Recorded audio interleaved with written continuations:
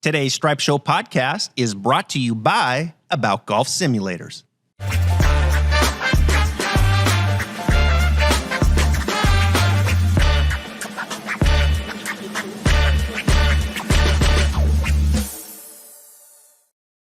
And we're back, Stripe Show podcast on a Monday. I'm your host, Travis Fulton. Thank you for making us part of your day. Hope you had a terrific weekend filled with lots of golf, lots of good golf, fairways, greens, made some putts.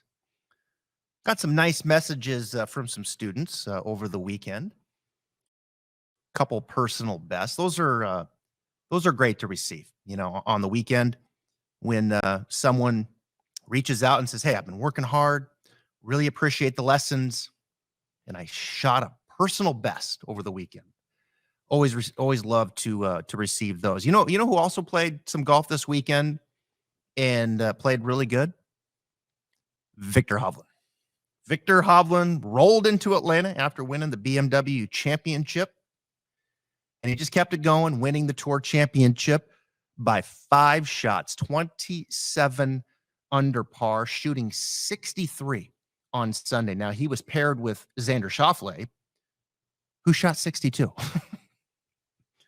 Sunday, tour championship for all the marbles, 63 and 62. That's as good as it gets, folks. That was big time golf. Now, I know the conditions were soft, but this is a tough course. I've played East Lake. The rough is ridiculous. These guys just tear anything up when it's soft. I mean, when you get that rain and the greens are soft, fairways are going to play wider. They just go all in and right at it. I mean, the shot that Viktor hit on the 16th on Sunday, I think it was 16. Xander, of course, cut it to 3. You know, momentum starting to change maybe a little bit, although I always felt Viktor was under control. Xander just goes past the bunker, has that uphill lie, tough shot. The flag is back left. There's no room over there. Hardly any. I didn't think there was any room. And Xander takes it right of the pin, hits the green. Beautiful shot, 25 feet. Terrific shot. Viktor just steps right up and hits it between the flag and the rough on the left-hand side. I mean, he just hits it like, I couldn't believe it. It landed left of the pin with like a wedge in his hand. I mean, just going right at it. Amazing. It really is. I mean, he wasn't going right to the pin. He maybe pulled it a little bit, but the ball ends up between the flag and the left side of the rough. And, you know, it's dead over there in the left. There's no room. I mean, it's amazing how dialed in Viktor Hovland is right now.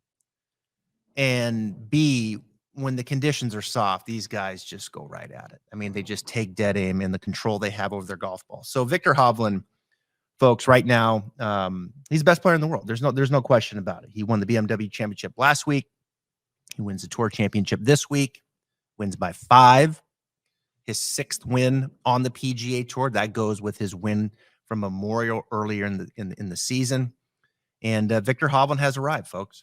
I mean, he has arrived. And today's podcast is all about Viktor Hovland today. But before we get to that, today's podcast brought to you by About Golf Simulators. You can see my beautiful simulator glowing in the backdrop. I'll be doing some content later on today for About Golf and Hack Motion. I'm excited to show you a video that I'm doing that's going to demonstrate Viktor Hovland's wrist angles. We'll get to wrist angles here in a second.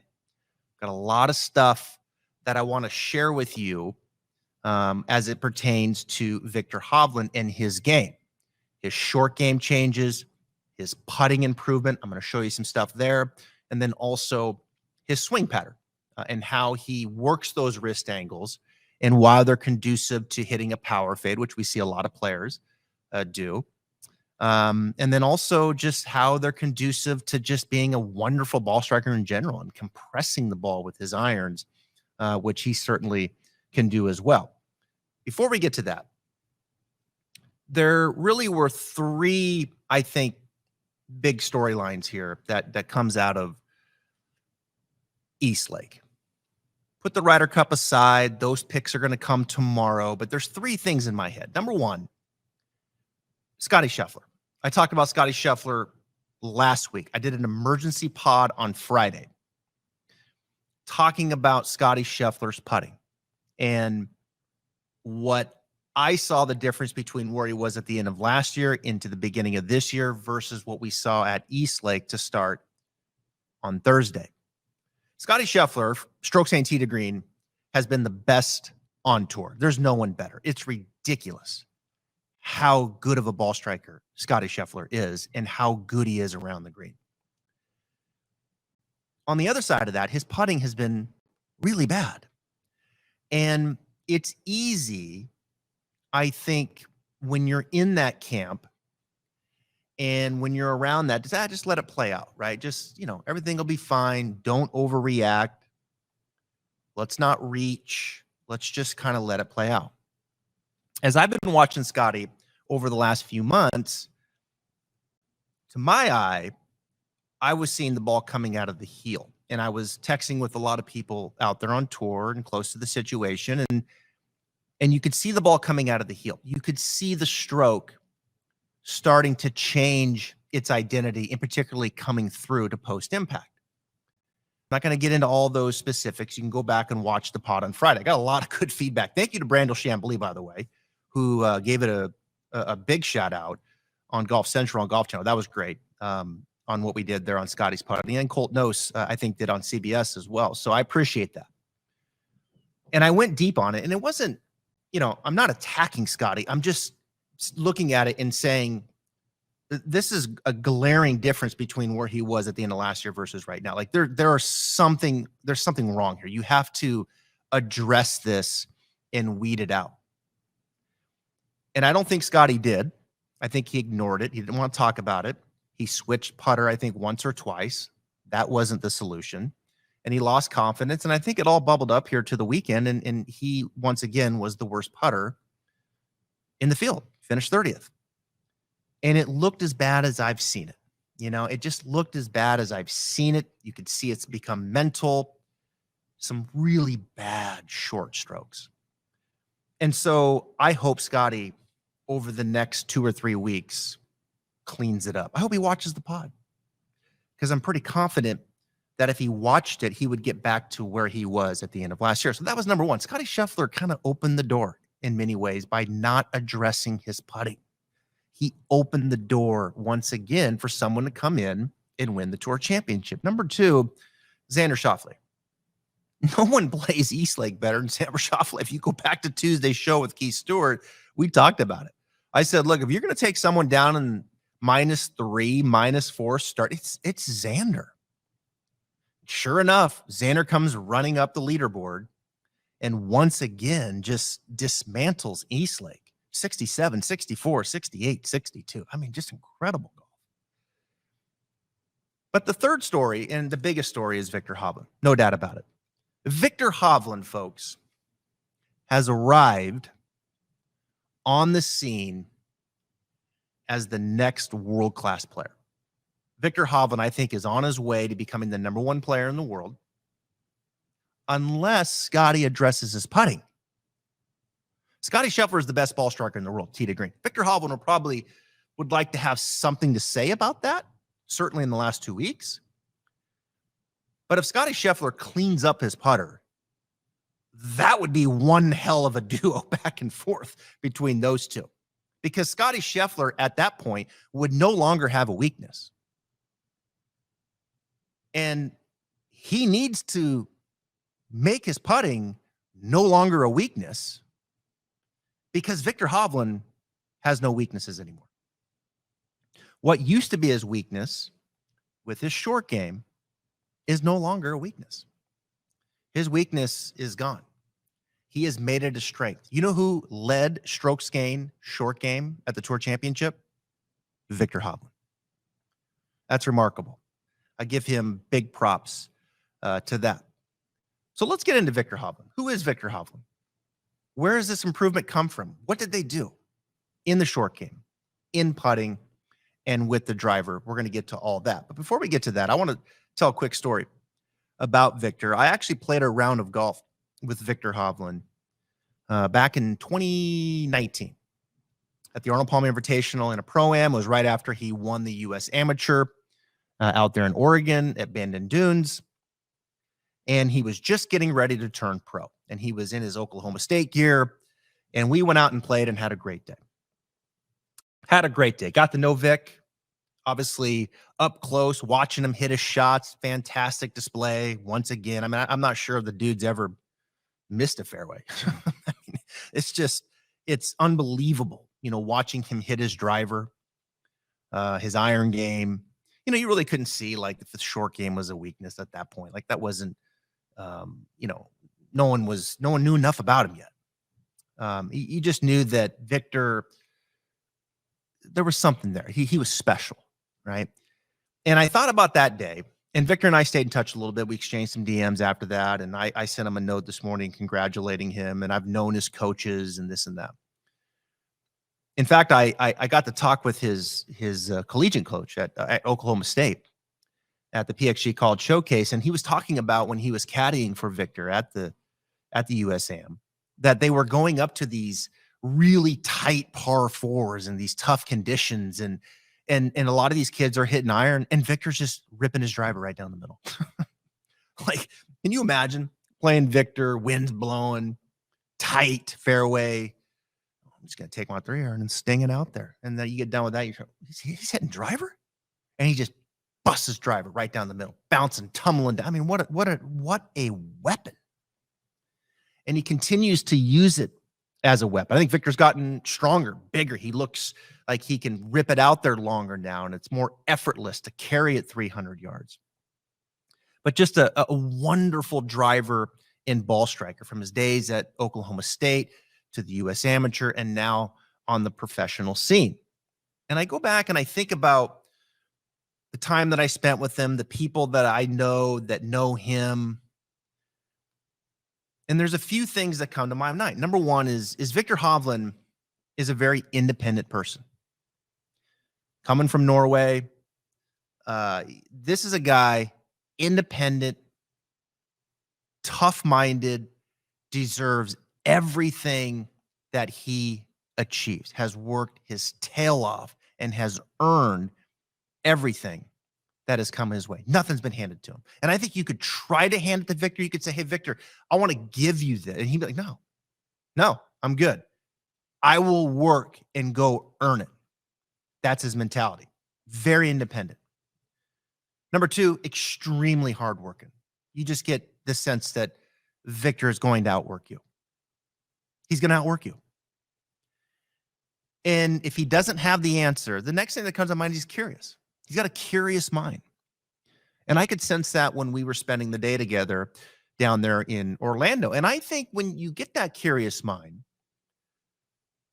Viktor has jumped around a little bit from teacher to teacher. And when he was with Jeff Smith a year ago, and they had a nice run, 3 wins. I think he got the number 3 in the world, going the right way. I think Jeff Smith did a really good job with him. Viktor suddenly left him and then went to Joe Mayo. And at the time, I remember thinking, gosh, that raises a little bit of a red flag to me. Not because he went to Joe Mayo. Joe Mayo has a brilliant mind. Brilliant mind. It was the fact that Viktor was kind of jumping around. Like he had a lot of coaches in a short 2, 3, 4-year window. And so I always get a little concerned with that. What are you searching for? That situation with other players has went the wrong way, has blown up in the player's face, probably more times than not when you're jumping around. And so I was a little critical. I admit, full transparency right here on the podcast. I kind of laid it out there. I'm a little bit concerned with Viktor Hovland. What is he doing? What's he searching for? He was moving in the right direction. And so he went to Joe Mayo, and things have clicked. They have clicked. The short game stuff that they implemented, off he went. I mean, it was like the final piece. You could just see his confidence went through the roof, and it was like, I got it. It's no longer a weakness. Confidence through the roof. Off he went, and he's won the last 2 events, including the FedEx Cup playoffs.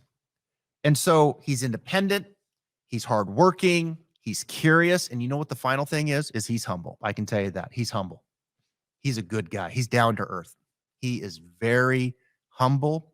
And with this win and with 28 million now over the last 2 weeks, I promise you, I don't think he'll change one lick. He'll remain humble. He'll remain curious. He'll remain hungry, going to work hard, and he'll remain independent.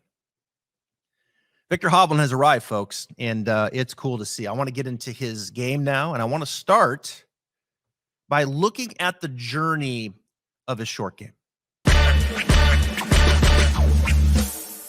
HackMotion is an innovative wrist analysis sensor and app that measures players' wrist and hand movement in the golf swing. With audio feedback and different drill modes, it offers the capability to improve players' wrist mechanics in the golf swing to provide a better club face control and impact position. HackMotion can be used for both full swing and putting to cover all golf shots. HackMotion is used by some of the top golf coaches today around the world. Visit hackmotion.com. All right, so I'm going to bring in this video or this picture right here. Now, for those listening, thank you for being here. You can actually watch the podcast on my YouTube platform at Travis Fulton Golf, but that's okay. I am going to articulate it and I'm going to paint the picture in your mind. So when you look at Viktor Hovland here, on the left is a full swing shot, and you can see that the angle of the face halfway back is more parallel to his spine. The toe is down. The face is more square or close to what you see on the right, which is a short game shot. And the short game shot, you can see halfway back, the toe is more up. And so there's a big difference in the angle of the face halfway back. Now, in the full swing, one of the major strengths of Viktor Hovland's swing is shaftling. He can lean the shaft forward. And so when you look at that club face square there, of course, if I took him all the way up to the top, which we'll get to here in a second in the full swing, you would see the face would be a little shut at the top, left wrist have a little flexion or bowed. And then from there, he would take it, turn and hit it, shaft way forward, club head moving down, peeling the divot, really compressing it, squeezing it. Ball comes off the face like a bullet. And when you can lean the shaft forward like that and you can really thump it, well, that's a great quality, generally speaking, in ball striking. Now, in short game, it has its limitations because that leading edge can get on the ground and you don't have as much speed, and it limits the types of shots that you can hit. Now, I think Viktor, even in his younger days, was so talented that he could kind of work around that. And I think he realized as he got to the professional game that he needed to have more shots and he needed to be able to utilize the bounce a little bit more. And that's the term you keep hearing, right? Well, Viktor, learn how to use the bounce. Well, the first step to, using the bounce is to get the face looking a bit more toe up. And so he did that. The toe went more up. I think Jeff Smith did a good job with him in changing some of those short game patterns. And you definitely started to see the toe more up. You definitely started to see Viktor as the club went down, the club head passing the lead wrist sooner. Ball striking wise, that handle forward, that club head trailing the left wrist, sustaining those alignments through the strike. I mean, Viktor does it in spades. In the short game now, with that toe more up, he's got to get that club head to pass the lead wrist sooner. Seems like a simple proposition, but when you are a thumper and a leaner of the shaft, like that can be problematic in learning how to do that. Where's that low point? Trusting where that club head is going to hit and how it's going to get out of the ground. Trusting how the ball is going to leave the face, the trajectory, the spin, all of it starts to change. I felt like Viktor changed his pattern. You could see it. He was utilizing the bounce through this stretch.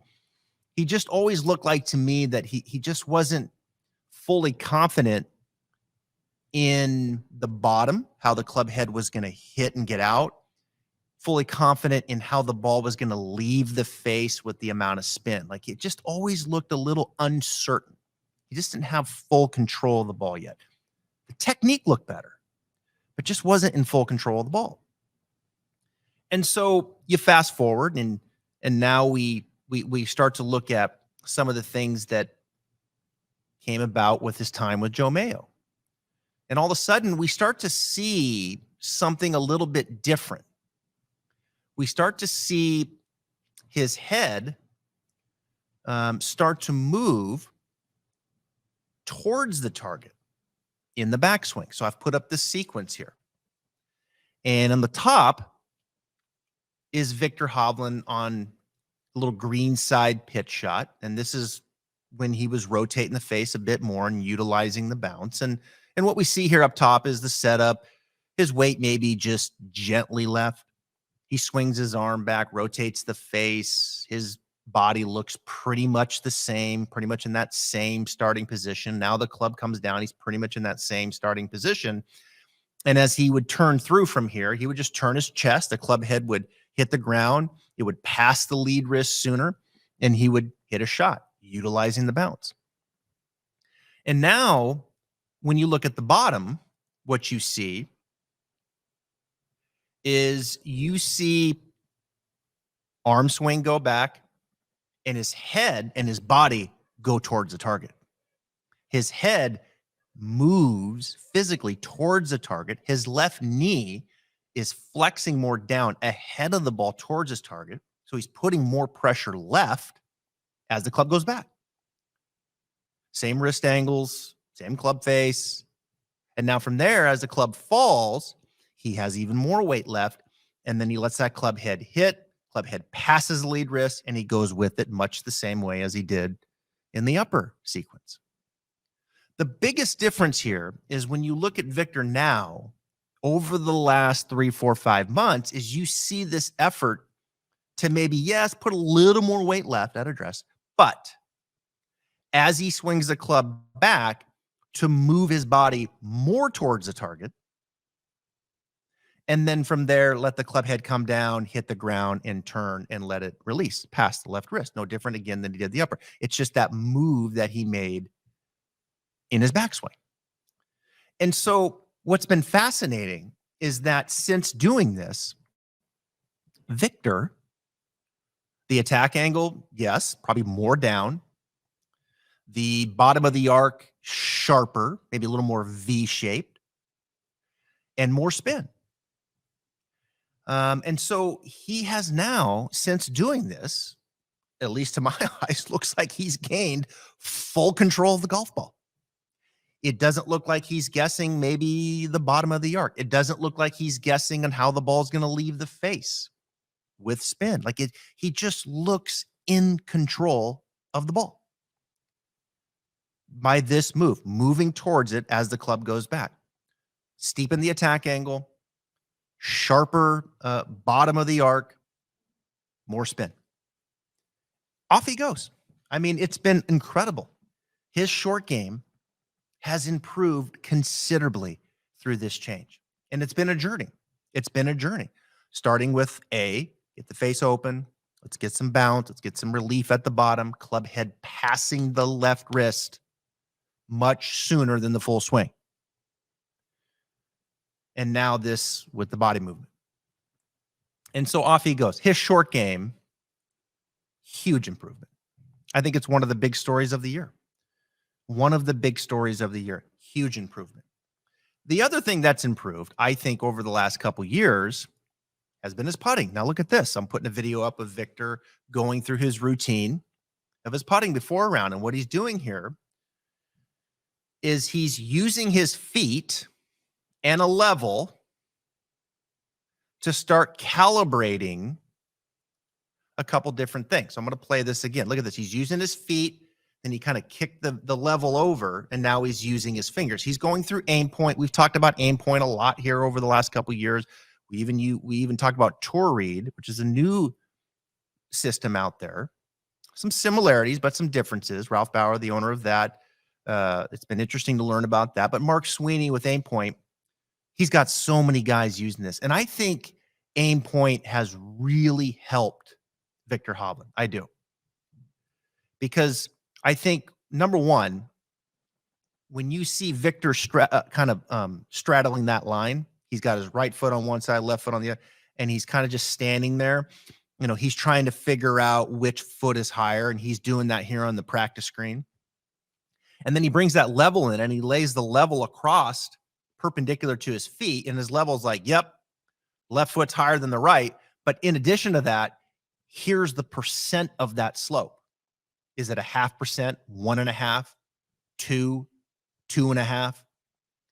And so what happens here is Viktor, he gets to the green, and a lot of players do this, and you can see the four corners. He's going around the world here, and he's straddling the line. He kind of knows, okay, which way it's going to break. But more than that, he's in his mind, he's saying this is 1% or this is 1.3%, whatever. And then he brings that level and he puts it down, and the level validates it, right? Or says, no, it's actually this. And the level, of course, is accurate. And so he's calibrating his feet. And he does this every day, and you get good at it. You get much better at it. You get improved at it. It takes time. And Vic's been doing it for a while. And so he does that. Which way is he going to break? What's the percent? Dialing that in. And then he calibrates his fingers. See his fingers there? He's putting those out. Now, I'm not going to give away the goods of aim point, but there is a method to the madness of what he's doing with his fingers there. Okay. And A, how many he's putting up, and B, how he's looking at it. Now, I'm not going to give away any more than that. You have to go to aim point to get the goods. But he's calibrating everything right there. And then he takes it, all right, inside left or left edge or whatever, and he hits that putt, and he's like, yep, that's what it was. And he just keeps going around the hole, and he kind of really dials in his feet, percent, what it means with those fingers, dials it all in. Now, if you do that and you go through that, you build up a nice memory bank, and pretty soon you get good at greens rating. You get much better. And I think Viktor Hovland has gotten better at greens rating. I do.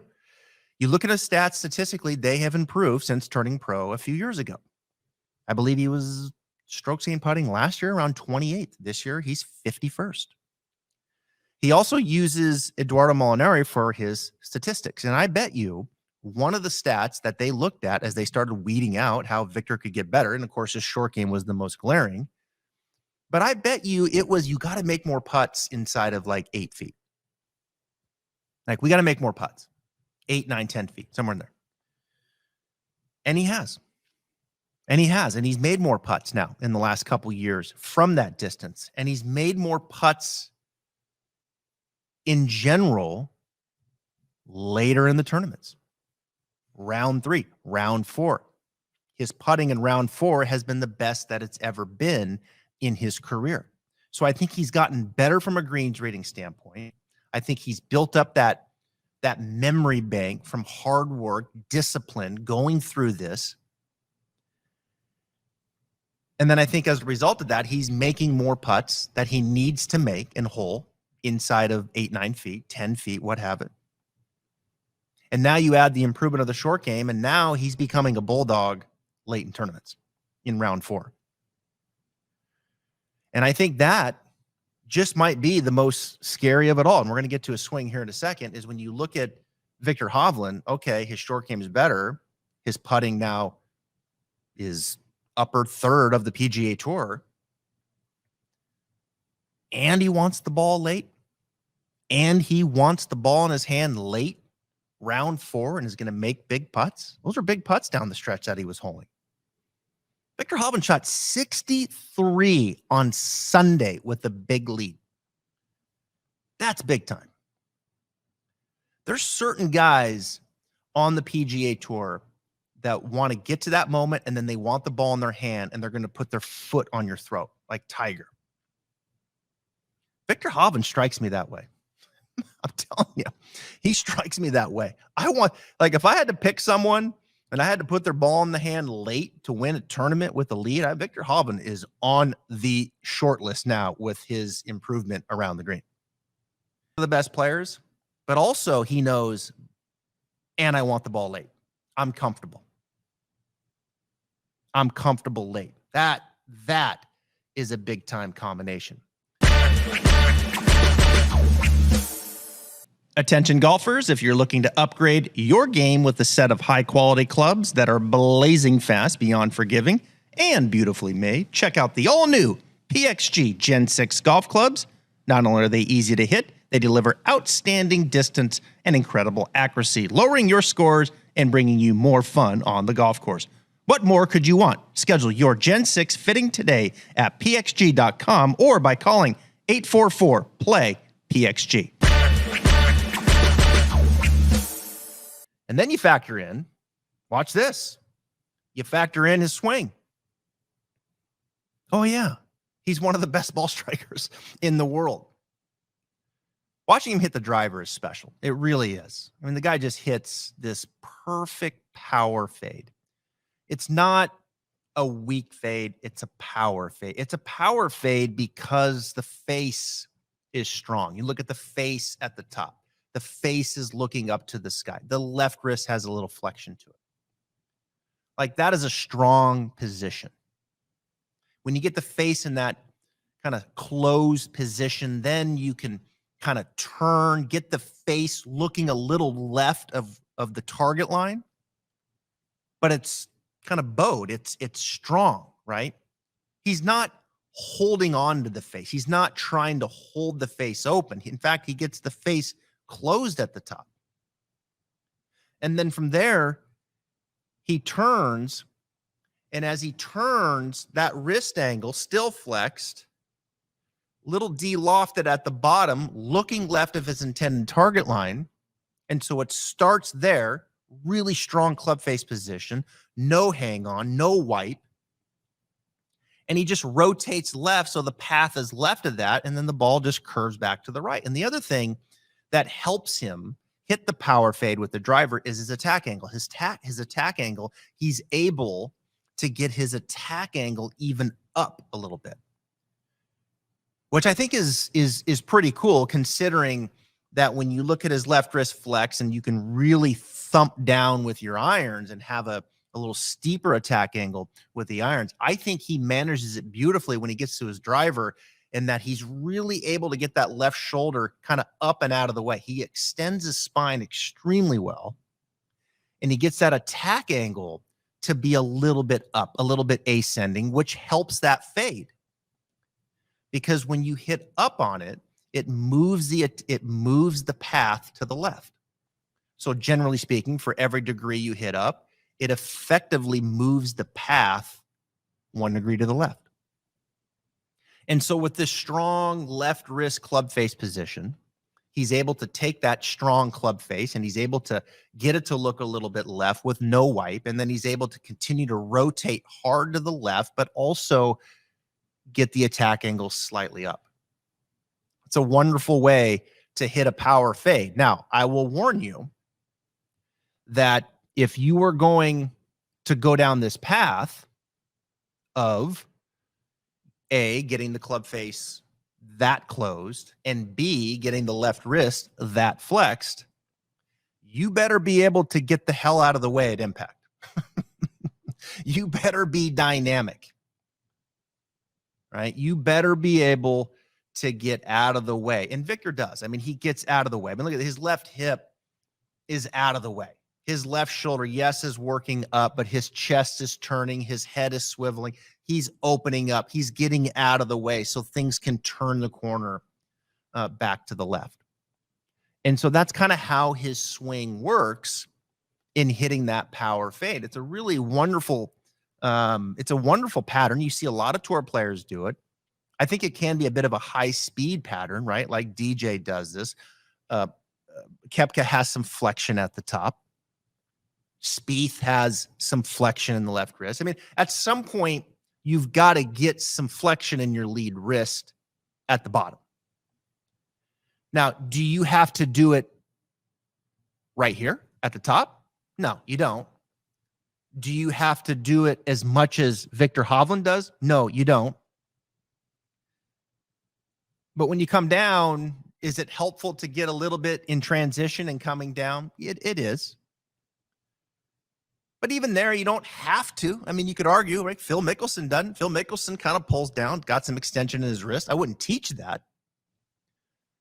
But at some point when you get to the bottom, you got to get some. Right? You got to get some lead. You got to have a little bit of flexion in the lead wrist, extension in the right wrist. Got to have a little shaft lean there. And generally speaking, the more shaft lean you have, maybe the higher ceiling you have in the way of ball striking. Now, in saying that, you have to have speed too. And the more shaft lean you have, the more club head speed you have. So you have to balance that. You have to balance that. But shaft lean is important in the golf swing. PGA Tour players have it in spades. LPGA Tour players have enough of it in spades.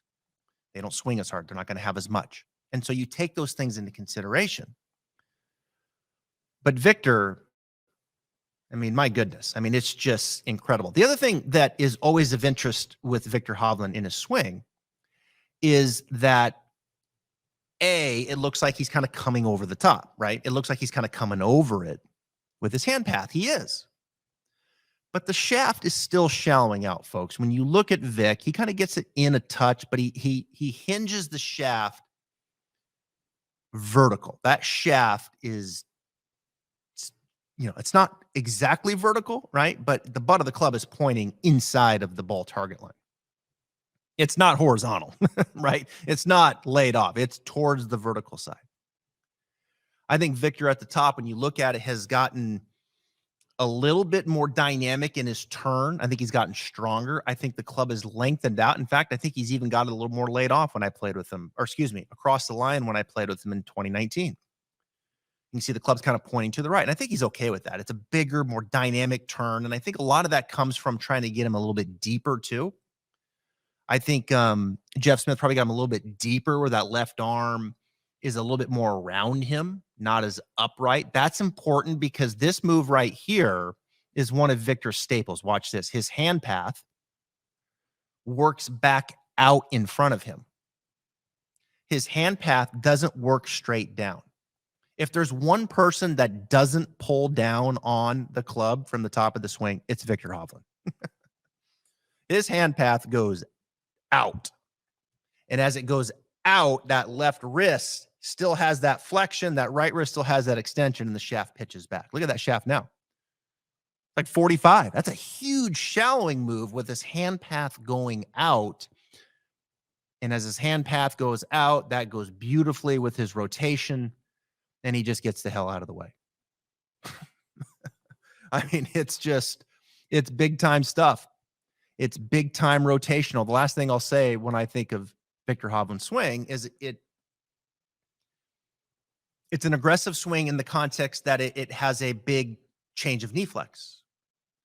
And with this big change of knee flex, I think Viktor uses his right leg more as the pivot point to rotate around coming down. Here's what I mean by this. Watch this going back. Watch his right knee. He's going to lose some flexion.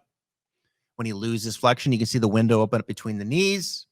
He gets this big, deep hip turn. Spine extends. All that maximizing, opening up that turn helps with depth. Yes, it got a little across the line, but we're okay with that. Talked about the wrist angles. But from here now, he's going to put that flexion back in. And when he puts the flexion back in, he's going to sit a little. See that right there? So that right knee gets flexion back in, and it probably feels like his right hip is kind of sitting, squatting down over his right heel more.